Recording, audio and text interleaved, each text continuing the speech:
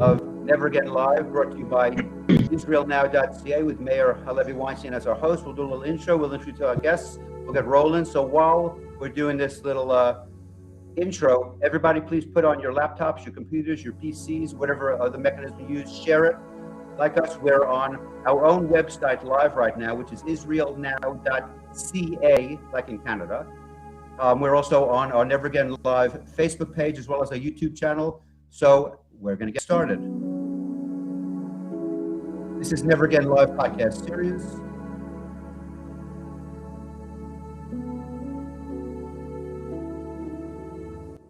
Produced by Israel Now. We're going to begin almost immediately. I'll quiet down that music.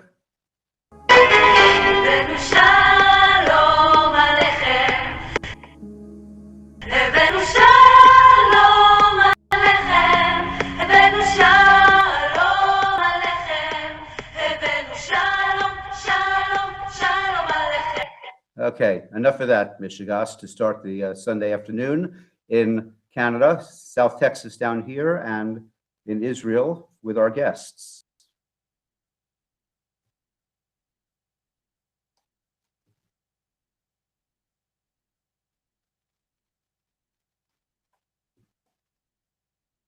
Now we're officially starting. Now that was the intro. Now is the actual show. And we are available to watch all of our previous episodes, as well as this one, on our website, IsraelNow.ca, as well as our YouTube channel. Please start sharing this right now before our guests appear on the screen. By the way, that's me in the right-hand corner, who this voice is. I'm Dr. B in our South Texas studios. We like to call Texas the other Lone Star state. And we're also going to have two guests live from Israel today, in addition to Mayor, who's up in Toronto. And today's episode is Reclaiming the Temple Mount. The time is now. And our guests are going to tell us all about how we plan to do that. We do have two special guests, the first of which is Rabbi Yehuda Levi. Rabbi Levi studied Talmudic law at Eastern Parkway and then went to Jerusalem, where Mir Yeshiva. He then went and got his rabbinic ordination from the Center for Kehillah Development. And he helped found Yeshivat Har Habayit, where he currently serves as Director of Outreach. The problem with today's guests is that their credentials, their background, their trained education is so long that if I told you all of their credentials, we wouldn't have time for the show. So I'm just giving you a little brief on where they're from, what they're doing. We've got Dr. Kronfeld with us today, a real underachiever after completing her undergrad studies at George Washington University, got a master's from NYU, and her graduate degree and PhD in global affairs from Rutgers.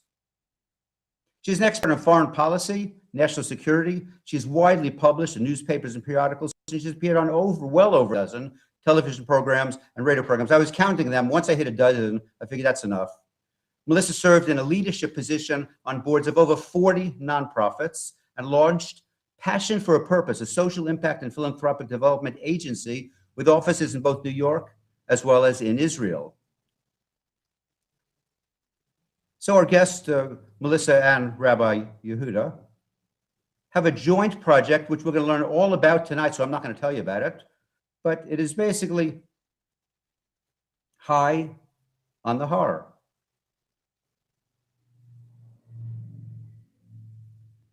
You can find them also on Instagram, on their page. Contribute, help, support them.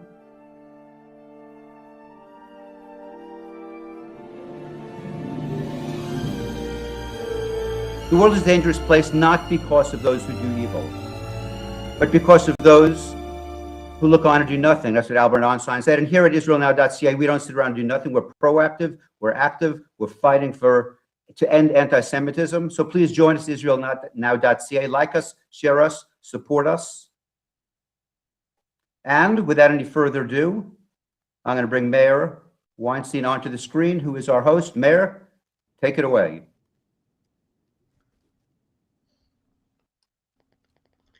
Thank you very much, Gary. Important show today.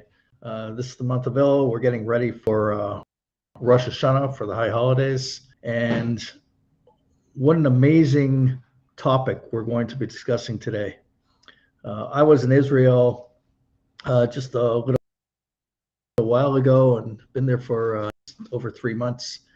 And I remember on Yom Kippur Day, up to the Temple Mount. There were thousands of Jews lining up to go up to the Temple Mount. This is something that, after 2,000 years,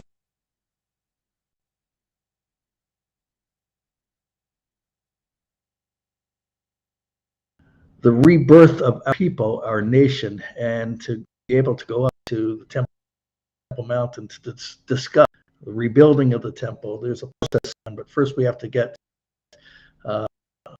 Jews to go up to the temple and experience it. We have wonders today that are extremely active. They have an organization, High on the Har. They're going to join us now, in fact. Rabbi Levi and Melissa Kronfeld, are you there? Let's bring them up to discuss this. They hosted Ben Shapiro, the Temple Mount, and Ben Shapiro. We have to get the word to as many people as possible now. We bring on our guest.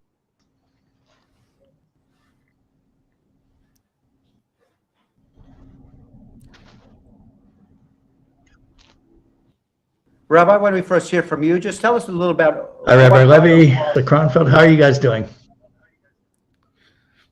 We're doing great. Wonderful, thank you. Thanks for having us on. Perfect. You're doing phenomenal work. Well, thanks for joining. It's incredible work, what you're doing. I have a lot of friends that are very involved over the years of bringing Jews to the mountain. It's such an incredible. I just saw a video. In fact, I think it was on Friday. Rabbi Yehuda Glick, the Temple Mount outside. He blew a shofar, and he was arrested. And now various terror groups that are posting video threatening his and he was on the temple about a week ago also, and he had on his phone or on his iPod, he played the sound of the shofar. He didn't have shofar up there, and but we'll see the reality of it all. Tell us about your work, the great work that you're doing.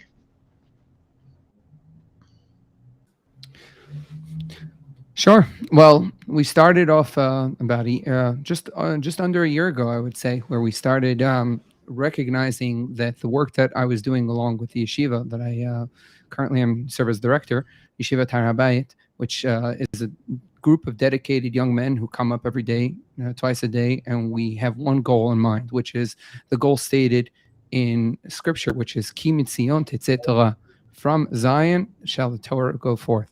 And that is our ultimate goal. So to that end, we make sure that there are people there that are going in the mornings and again in the afternoons to make sure that they're there for the Shacharit and Mincha prayer times and to also learn Torah. And, thank God we've seen a tremendous amount of success doing that. We have a dedicated group fluctuating anywhere between 30 and 50 people.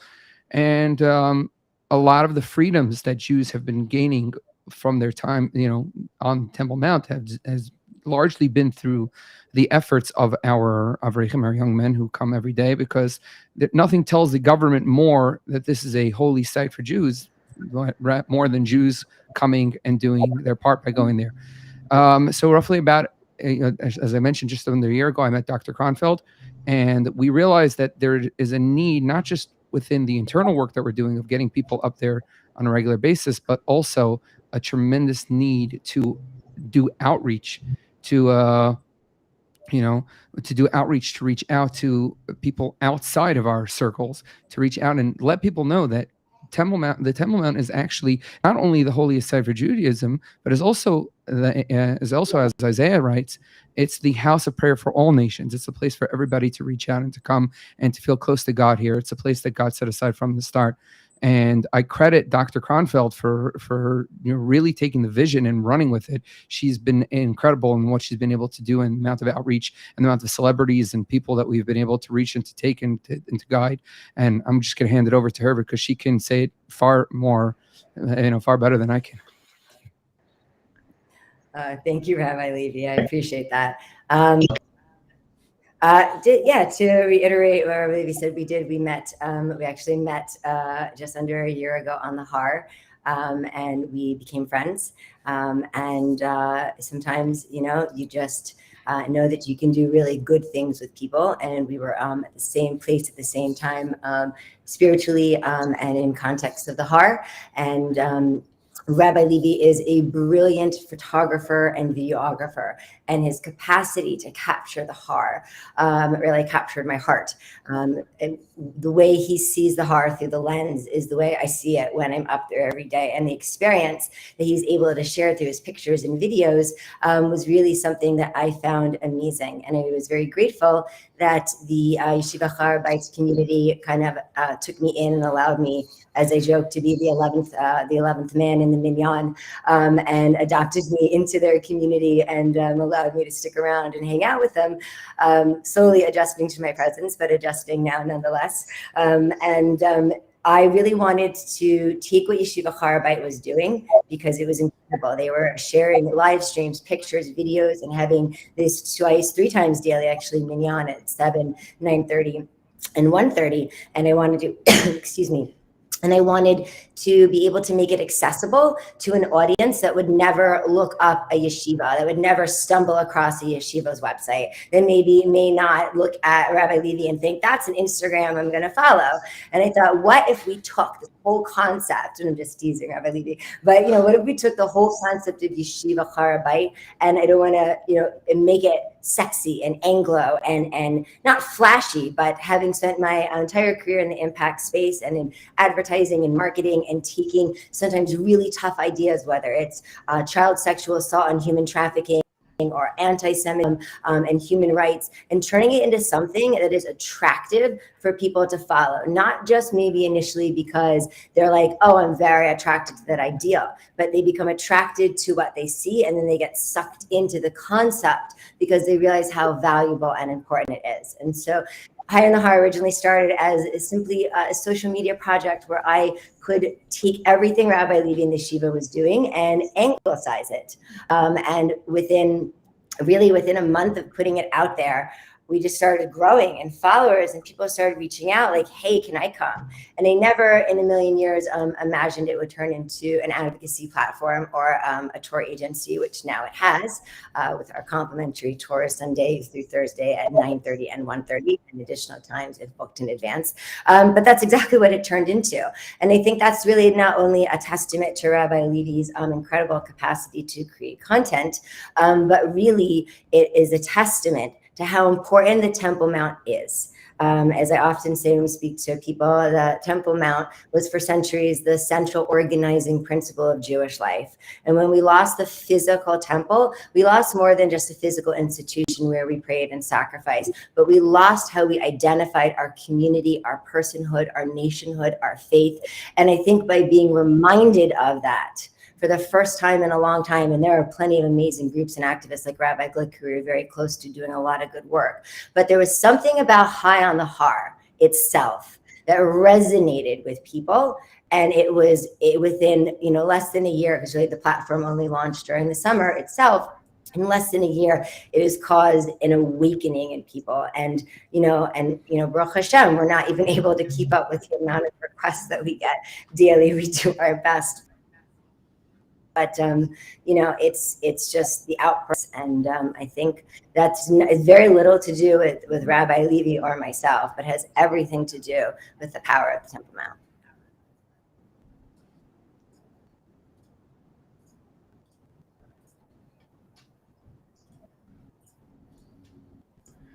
It is incredible when you're up at the Temple Mount. Spirits, and when you go up to the Temple Mount, before you get up there and you look down the Kotel, it puts things in a different perspective. That's the experience, the incredible of Har Bayit being there. It's a changing experience, and to get more and more to come up, more people to appreciate it. An incredible historical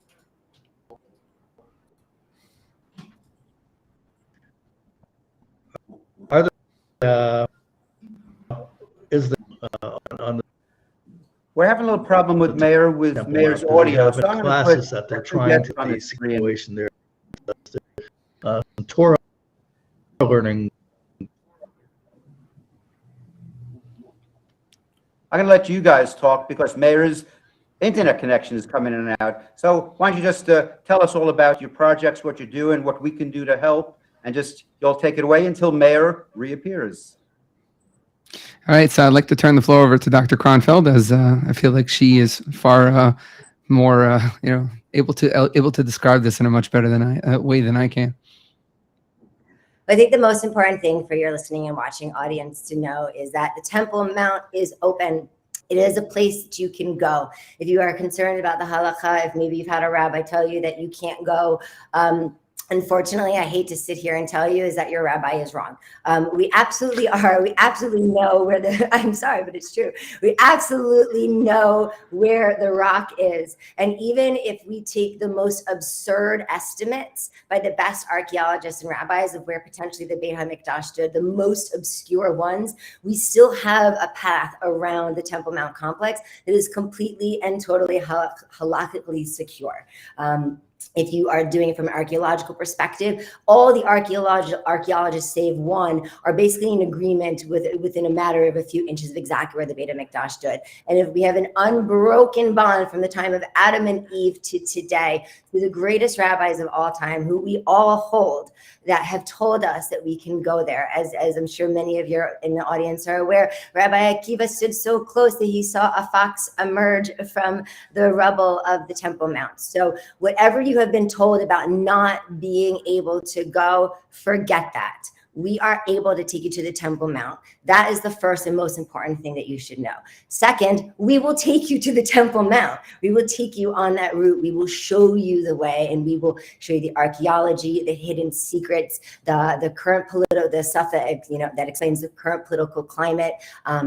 We will show you the faith that exists there, the magic that people don't know is right above the Western Wall. Rabbi Levi and I, as much as we have love and respect for all our fellow Jews, it's often very painful for us to walk by the Western Wall on our way down from Har Bayit or back to the entrance to Har Bayit, because we are standing there watching all of these Jews and all of these people in prayer, pouring their heart out to what essentially amounts to the basement wall where the plumbing is in a construction building. It's a beautiful sight, but it is a retaining wall that held up where the temple was. It is not part of the temple. It never was part of the temple. And for all the spiritual magic and love that people can feel there, what we are telling you is you are missing out on the real special sauce. And that's going up that wall and going to Har Bayit. So you can go, it is open, it is safe, your soul won't go poof, you're not going to there's no karats, you're going to be fine, and we'll take you there. That's most important. Spread the word that you can go. Send people to our website, highonthehar.com. We are online on Facebook, Twitter, Instagram, and TikTok at High on the Har. Follow, share. We post every single day beautiful pictures and video content. We share our journeys, we create mini documentaries, we create educational content, and we have big plans for the future to begin translating all of the historical and current documents, religious, archaeological, and otherwise, about Har Bayit, so that a broader audience can engage, understand, study, learn, and come to the same final determination that Yeshiva Har Bayit, Rabbi Levi, and myself has, that you can go to the Temple Mount. We need to go to the Temple Mount. And much like the Holocaust, unfortunately, which this podcast is aptly named after, it is critical that we bear witness now to the history that we are making. If we are not physically present on the Mount, then the Jews of the Mount will be forgotten. If we not normalize our presence on the Temple Mount, then it will not be normal for us to go there, and it will be taken from us. Every single day, step by step, we are bending and breaking the rules and proving that passive resistance and civil disobedience, just in the same vein as Martin Luther King, is the correct path to achieving Jewish rights, equal access, and eventual sovereignty over the Temple Mount.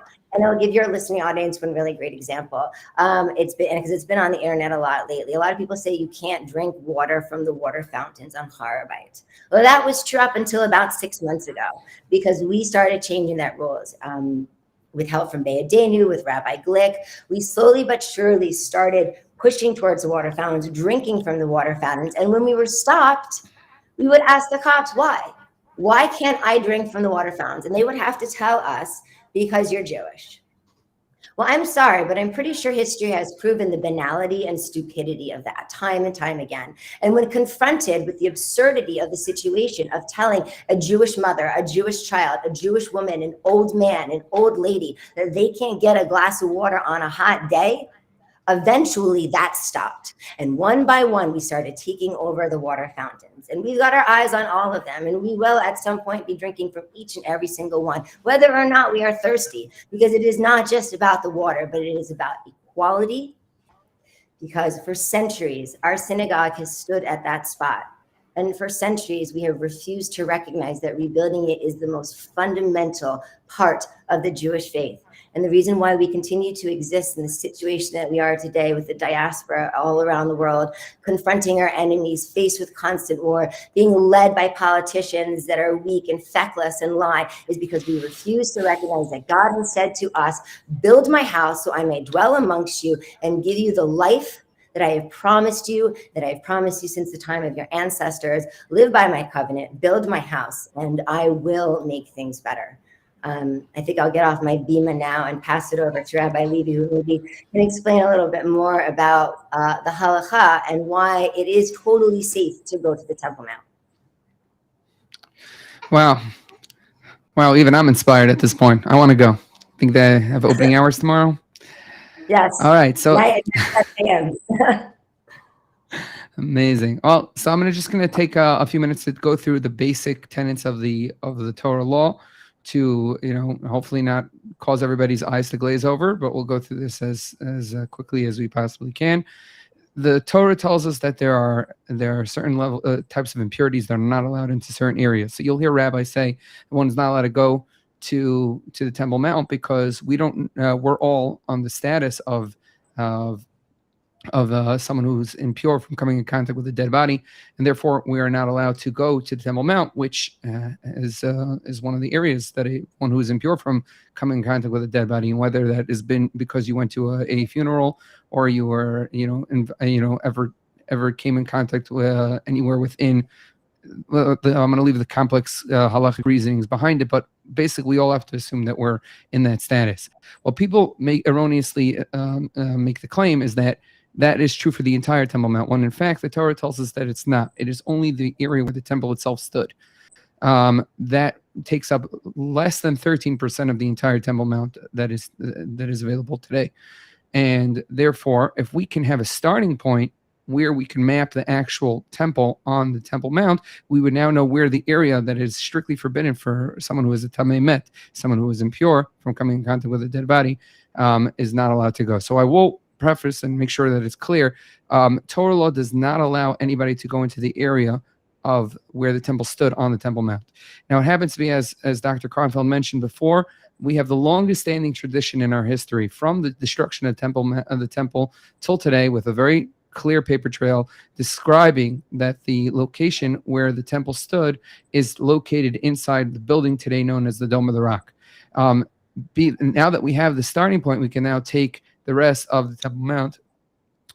We can now map out using the clear lines that are laid out in the Mishnah, Mishnayot Midot, which tells us exactly how large the building of the temple was. We can even, if we wanted to be stringent, we could take even a larger size amma, and we could still map it out and be very clear to know where one is forbidden to go on the Temple Mount. And that area is only possible on the elevated platform of on side of the Temple Mount. So the Temple Mount is basically a very large platform, and in the center is a platform that's elevated roughly about 15-20 feet above the actual level that you're standing.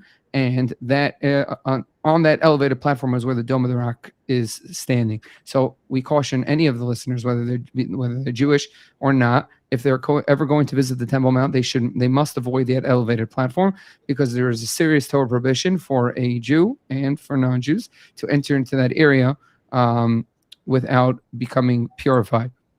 And that being said, the rest of the Temple Mount is a lesser standard, and as long as a Jew goes to a mikvah, which is a way to purify themselves for that other standard, one is perfectly allowed to go to the Temple Mount, and that is what we do with the yeshiva, and by extension or I should say maybe the opposite, with High and the Har. I'm not sure which one is the extension of which at this point, but what we do is to try to encourage people to learn these halachot, know the areas where they're allowed to go, and understand why it's important for them to go, because there are 5 mitzvot aseh d'oraita. There are 5 positive commandments one can do right now when going to the Temple Mount. Number 1 is the shichno tidreshu uvat hashama. Seek out God's presence and go there. Very clearly, a Torah mitzvah, Torah commandment to go to the Temple Mount, and the commentaries explain that is also so that one would eventually be in position to build the temple. The mitzvah is not just to go visit the Temple Mount, but there should be a goal in mind, the goal of one day returning to having a temple itself. There's another mitzvah, which is umikdashi tiro. The Talmud tells us, just as there's a commandment to keep the Shabbat, keep the Sabbath, so too there's a commandment to respect the temple, and that exists also nowadays. So when one goes onto the Temple Mount, there are certain rules that one must follow. First of all, there is a certain dress code. As you can imagine, you're going to a holy site, but more than that, one is not allowed to wear leather shoes on the entire Temple Mount, and one must go there with respect when they walk around. If one goes to the Temple Mount and treats it with respect and treats it as a holy site, they are getting this.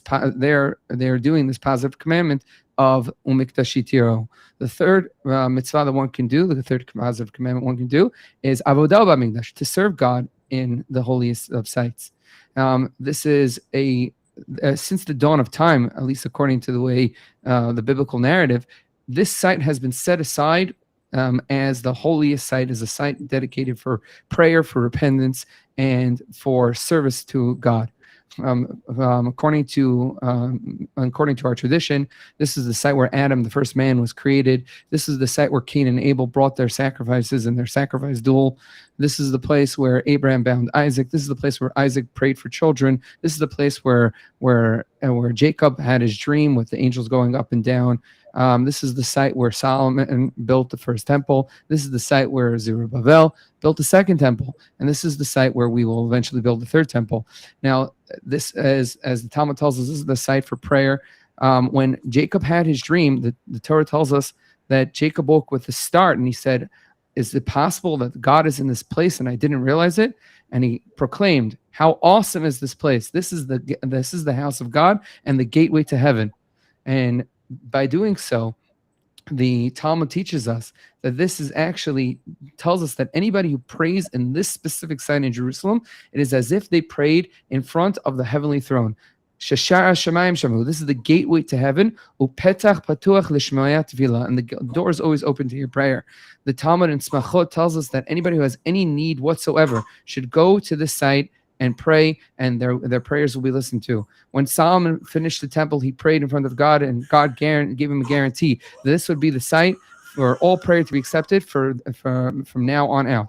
So if you want to know what are the reasons to go, the reasons are, number 1, to go, as we mentioned, l'shechno tidishu v'atashama umikdashi tiro avodah b'mikdash, and then there are 2 additional mitzvot that one can do, which are really mitzvot about all throughout the land of Israel, not specific to the Temple Mount, but for sure the holiest site in the entire state of Israel, which is the Temple Mount, which is the mitzvah of lo techanem v'hoashtem et haaretz. They're really 2 of the same mitzvah, which is to not allow our enemies to have a foothold in the land, and the positive commandment for a Jew to populate the land and to go there and to set up shop to make sure that this is known as Jewish land. And with that, I will turn it back over to Dr. Kronfeld. Rabbi Levi was just blessed with his 4th son, so that's probably who we get to hear in the background. He was aptly named after one of the great leaders of the Temple Mount. Nehemiah. So I think one of the most important things that Rabbi Levi was speaking about is the paper trail. If the Temple Mount was a criminal case, the Jews would win. If this was a custody battle, custody would be given to us, right? If this was a case about ownership and jurisdiction, we would be granted the property. The paper trail is very clear. No one disagrees. There may be a few disagreements here and there about an amma here and amma there. Was it on this side of the rock, that side of the rock? Was it 10 showbreads, 12 showbreads? All of those things are those little things we can figure out along the way. But the fact of the matter is that the paper trail is unbroken. And if we were to take the Temple Mount to a court of law and treat it as if it was a legal case, the Jews would win. And the most important thing I think that your audience needs to consider is that we have existed for so long without the Temple Mount that in most people's minds, it exists over here. We need to bring the Temple Mount into the present day. It needs to be part of our present and part of our future. We need to stop thinking about the Temple Mount as a place where our ancestors 2,000 years ago wore funny white dresses and killed a lot of animals, and start thinking about it as the synagogue that exists in the center of Jerusalem, that will function and run like any other shul you've ever been to in the entire world, where there's just really good barbecue, some awesome incense, and a place where the Gentiles can go, the women can go, and the Jews can go to do their prayers. We need to stop imagining that it is impossible. All it is a building and we've got the rule book for exactly how to run it. There's no question on how we build it, how we run it, and what comes next. All we need to do is lay the first foundation stone. And I hope with the upcoming election in Israel and the advent of the religious Zionist party and the advancement of incredible politicians like MK Itamar Ben-Gvir, that we will begin taking those first critical steps to lay that foundation stone, because we need to stop being afraid. It is our land, it is our Jerusalem, it is our God. Everyone else believes in him, but he chose us. And we need to take that first step to accept our chosenness and stop rejecting it. Yeah, beautiful. I'd like to add to what Dr. Kronfeld just said and share with your audience that a lot of what common Judaism is today is based on this idea that we once had a temple, and we incorporate a ton of our daily practices in remembrance of the temple. But that was never meant to be the be-all, end-all. It was always meant to survive until we will be able to rebuild the temple. And if we're just going to sit here and be happy, sit on our laurels, and just be okay with this current state of Judaism, which was always meant to be a second fiddle of sorts, while we have the opportunity and we can create the opportunity to rebuild the temple, and we just sit and pass on that, what are we be able to say? Imagine someone is supposed to have a certain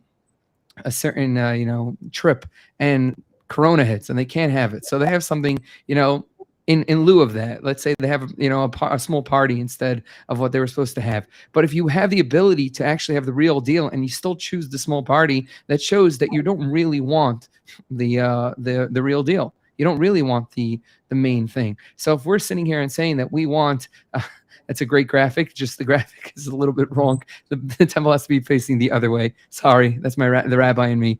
If you'd be looking at this view here, you'd actually see the back of the temple, which is so funny that we stand at the Western Wall, and a lot of people don't realize this, but the tradition of praying at this Western Wall is actually only roughly around 400 to 500 years old. It was only when the Ottoman Empire came in and Sultan Suleiman outlawed the Jews from being able to pray on the eastern side, where they traditionally prayed. They either prayed on the Temple Mount itself or on the Mount of Olives facing the front of the temple.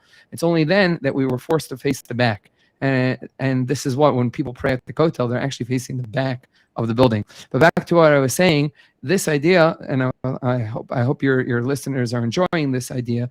If we want to move away from this idea, great. Trump Tower as well. If we want to move away from being a Galut mode Judaism, a Judaism that is based solely in the Galut, where we're just using and incorporating the older ideas that we did when we were under the subjugation of other people. If we want to stay in that mode, then It doesn't matter that we have a state. It doesn't matter that we have a country, because we're not utilizing the tools that God himself placed into our hands in 1948, when he placed the land of Israel into us and said, I don't want to only keep Shemitah on a derabanan level. I want it to be doraita. I want it to be back to the way the good old days were. I don't, in 1967, he said, I don't want there to just be service off that temple. I want there to be a temple itself, and that's our calling, our duty, and we invite everybody to partake in it as best way possible to help us rebuild, recognize the dream of rebuilding the temple, because that's the ultimate goal in Judaism. You know, Rabbi Levi says an interesting thing. He says, you know, if we want to continue living in a world where we are subjugated by others and we are enslaved by others, the unfortunate thing is we are living in a time where the only people who are enslaving us is ourselves. We have enslaved ourselves. I grew up in a Reform household, and I'm grateful for that, because I learned Judaism from a very, very like non-aggressive way. And I think that's what made me so interested in being Jewish. But we are subjugating ourselves. In Reform Judaism, I was taught we don't have to worry about a third of the mitzvot because the temple is not built. Well, maybe that's precisely the problem.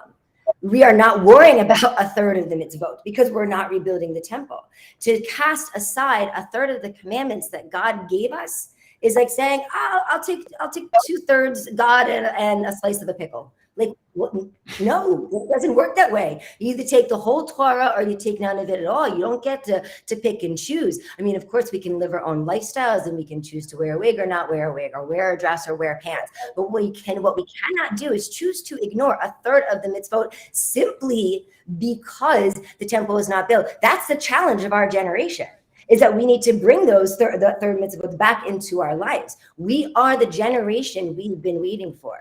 The footsteps of Mashiach can be heard right now. It is our time, and I know this because Rabbi Levi and I are there every single day, and we are the first generation in thousands of years that has access to the Temple Mount on a daily basis, that is praying on the Temple Mount on a daily basis. We are doing the Challah prayer. We have lit candles. We have done Hanukkah. We have done services. Now, of course, this is done discreetly, and it is not done, always to the pleasure of the police or for the police to see. But the fact of the matter is that we could get started right now. We just put a mizbeach up there. We don't even need the full building yet. We could put an altar up there, and the temple would be fully functioning. We are this close. What stands between us and the future of the Jewish people and God coming back to reside with us, although I do believe the land is consecrated for all time and he is there in some way, shape, or form, at least his eyes and his heart. But it is only us. We need to remove our own bonds of slavery. We need to demand our politicians stand up to the wall. In what world does a foreign country have right over, a square mile of land in the capital of another country?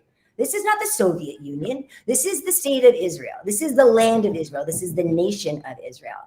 And we need to believe that we are everything that God told us that we are from the time of Abraham to now. And I know that Rav Kahana wouldn't stand for this either. And he was a firm believer, that we need to be strong and confident. And when we don't need to take power from others. We just need to be powerful ourselves. The Beit HaMikdash doesn't need to come at the expense of hurting other people or causing pain and suffering to others. But what it is now is coming at the expense of our pain and suffering.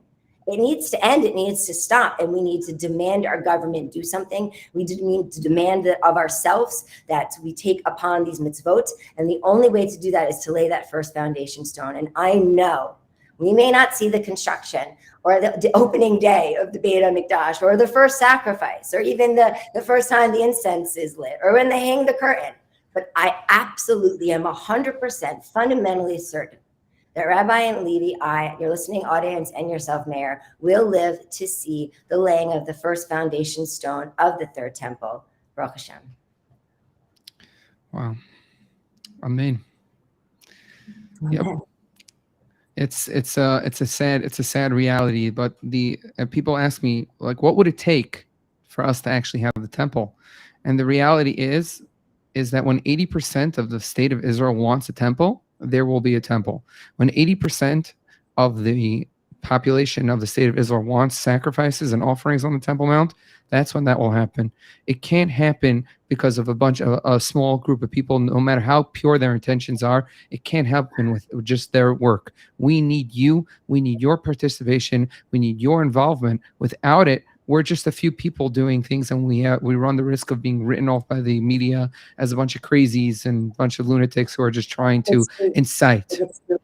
I think it's too late for that, Rabbi. But with that said, your audience should know that High on the Har has zero overhead. What you see, me and Rabbi Levi, we are High on the Har.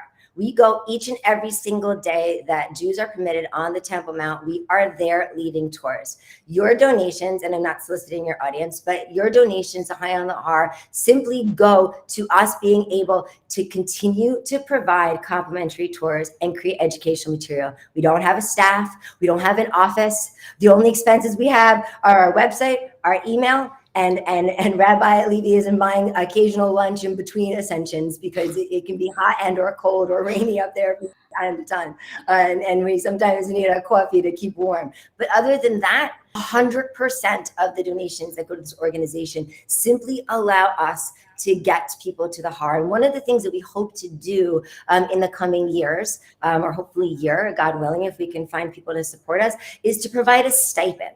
We would love to provide a transportation stipend and a free lunch to people who have never been to Har HaBayit. It may not cover your entire transportation cost, but if we could throw 100 shekels at somebody and then take them to lunch and give them an hour-long experience and education on Har HaBayit, imagine the difference that could make. Imagine how many people would be interested in going. Maybe it's for the lunch, maybe because they know with the 100 shekels that there's going to be some left over if they take the train, or maybe it's because they're really interested and no one's ever given them the opportunity before. And this will quell this, and this opportunity quells their fears and takes care of whatever minor financial issues that they have.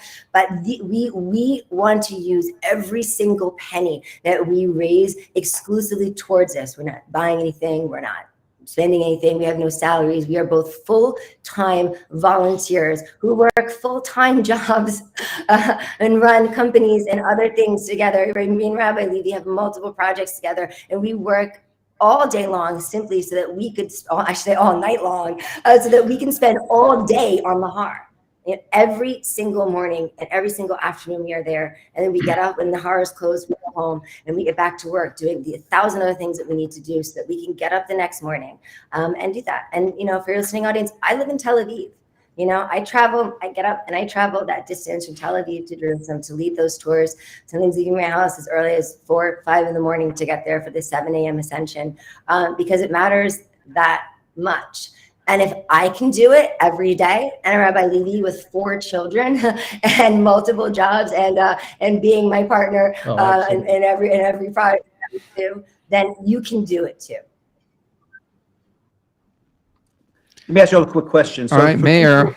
Let me ask you one quick question. So, what kind of momentum do you see? Especially Israel. Are they vacation? They've been everywhere. So they're getting ready to book a flight. They're going to land in Tel Aviv. So what kind of momentum is there? What do they do in order to hook up when they get there and have people show them around, get them to the Temple Mount? Again, to us who go, it's different. But someone who's watching, who's never been there, who's already been, they've been to Spain, they've been to Mexico, they've traveled, but they've never actually been to Israel. So if you were able to hear my question, tell me what is the momentum right now during the month of El leading up to Rosh Hashanah for Jews to go up? Okay, so 2 questions, 2 great questions. The first question is, how can people get to the Har? Well, one, if you, as Rabbi Levi said, if you go to mikveh and you don't wear leather shoes, and you are familiar with how Har HaBayit works, you can join us every, Sunday through Thursday at 9:30 or 1:30. You can just show up, ask the police for one of us. They know who we are. Don't worry, they'll point us out, and you can join us. If you would like to book a tour or you're unsure about the process, we have created a fully accessible, easy to read ascension guide that tells you everything from how to prepare in terms of the religion, in terms of the security, in terms of what to bring and what not to bring, and exactly how to get there, including bus routes, where to get dropped off, where to park, and we'll send it to anybody who asks, and it will be available free soon for download on our website. In terms of the month of Elul, It's astounding. We are up to, since last Rosh Hashanah, we are up to over 50,000 olim on Har Bayit. It is amazing. It is the highest number since we've been counting. Who knows? It may even be the highest number since the Temple Mount reopened after the 68 war. 68 war, sorry, 67 war. 68 war. Sorry, 67 war. Sorry, my apologies. It's almost 9 Who knows? o'clock here. It might actually be since the Beit HaMikdash itself.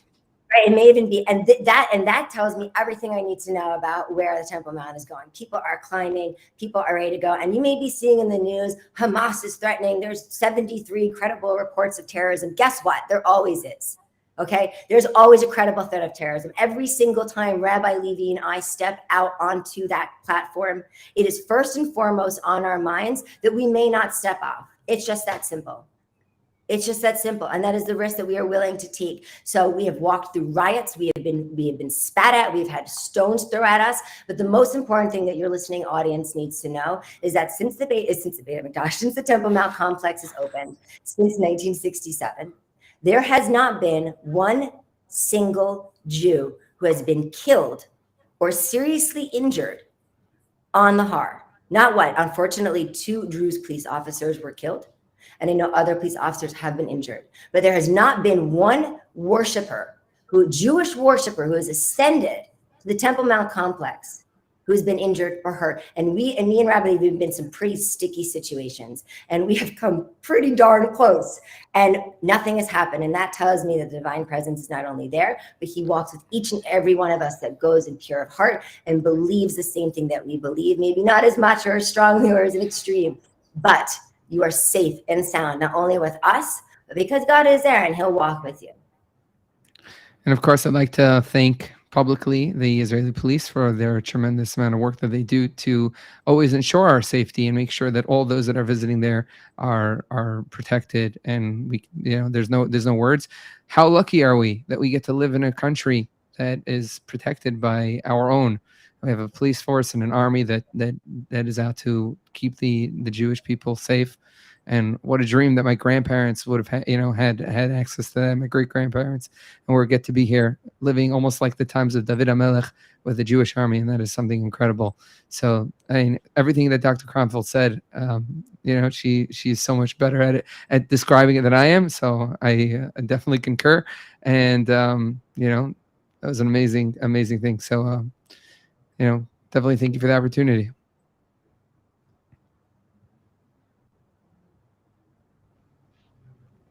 It's unreal. It's unbelievable. The era that we're living in. It's incredible that we could go up to we could discuss the rebuilding. We could be talking about these. And, I saw these riots during Ramadan when they were waving Hamas flags and calling to kill Jews. We need more Jews to go up there, and we need the law really enforced that Hamas should not be allowed to gather on our holiest site, period.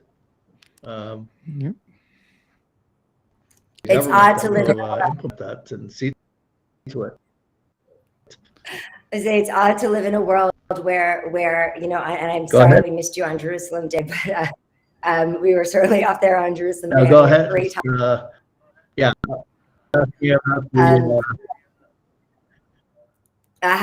strange it is. I was asking about the the Hamas.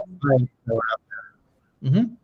To live in a world where a Jew can be arrested for carrying a flag, but Hamas and Hezbollah and the quote unquote Palestinians can bring up their flags and wave them around. How strange it is to live in a world where Rabbi Levi can't wear his prayer shawl, but the Arabs can bring up their keffiyeh and wrap their faces with it and throw stones. How strange it is to live in a world where where holy books are being thrown at us, where prayer beads are being thrown at us, but we can't even bring up a piece of paper with Psalms on it. Imagine the hypocrisy of living through that each and every day. And Rabbi Levi and I walked through the Ramadan riots, every single day until they shut us down.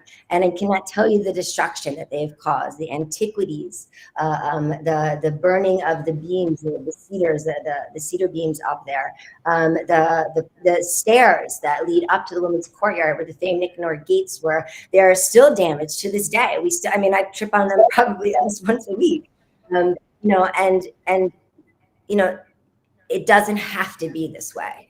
Every time I'm up there, I know it doesn't have to be this way, but it requires everybody to stand with us. So whether or not you want to go, stand with us. Whether or not you believe in our cause, you can still stand with us, because Jewish rights are human rights. And by not providing equal access to prayer, and to the Temple Mount complex in terms of where we can and cannot go, and which gates we can and cannot enter, and what we can and cannot bring with us, is a fundamental human rights issue. And if I was saying at the International Criminal Court, which thank God I'm not, because I'm an American and an Israeli, and I don't believe in the International Criminal Court, but if I was going to stand in the International Criminal Court, I'll tell you what, I would have a damn good case for human rights abuses.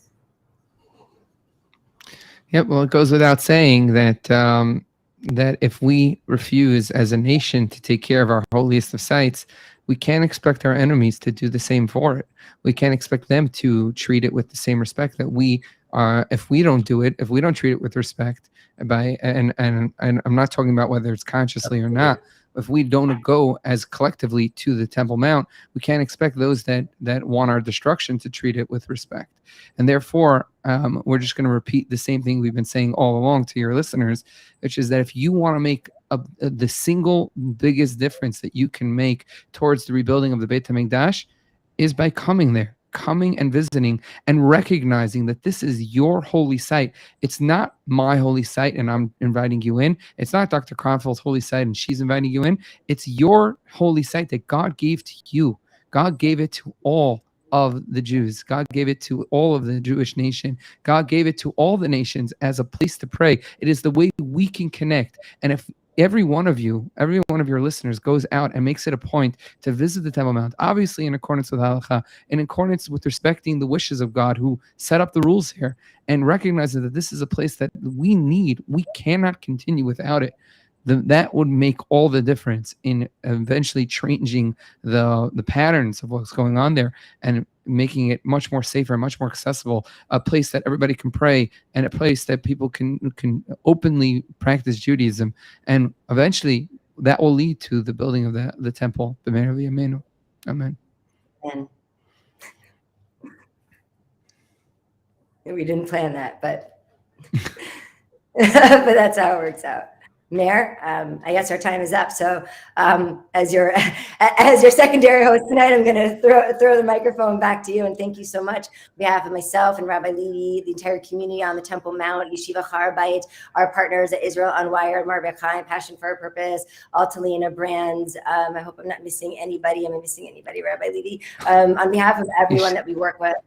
Yeah, I see Yeshiva Rabbi. On behalf of all of our guests, all of our future guests, all of our past guests, and again, on behalf of Rabbi Levi and myself and Hashem, we thank you for having us on tonight. It was a real pleasure and honor, and it's not often we get to have the floor just to ramble and rant and rave on our bima for 30 minutes, but that was great. Thank you very much. Absolutely. Well, thank you for joining us, and we're going to get out to our all over social media as well. The work you're doing is incredible. It's exciting. Can't wait to return to Israel and join you there at Har HaBayit and try to encourage more Jews to go up there and let's get. It's fantastic. It's fabulous. This is what we have to talk about before Rosh Hashanah, and then Rosh Hashanah to really get a groundswell to go up there. And it will happen. I believe. Well, when you come back to Israel, we'll do a live stream tour. I think there's a delay. I apologize. I said, when you come back to Israel, we'll do a live stream tour. We'll take you up and we'll live stream it. And we'll show your audience just how gorgeous that site is, how incredible our Torah is, and how your soul won't go poof and you won't disappear, no matter what your rabbi has told us. So just the opposite. Your soul will be nourished. And to build on what Mayor just said about Rosh Hashanah, the whole purpose of Rosh Hashanah, as we all know, is to crown God king and let the whole world know that he is our king, and nothing in this world happens without his direct involvement.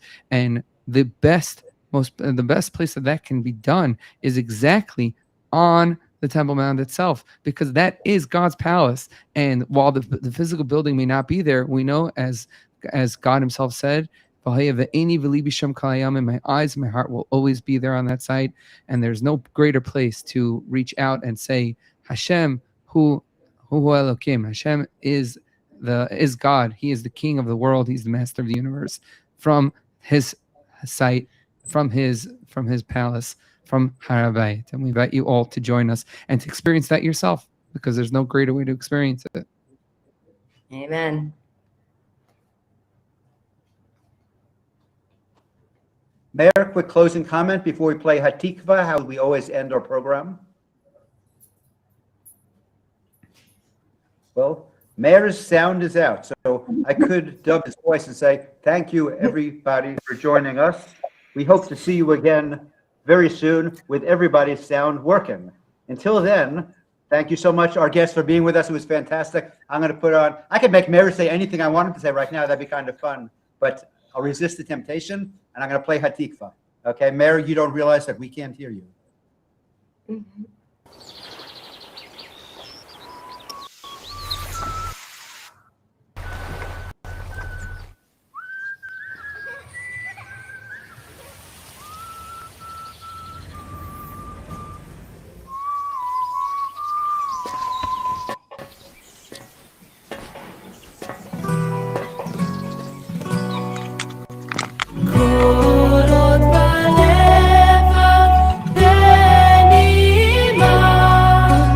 נפש יהודי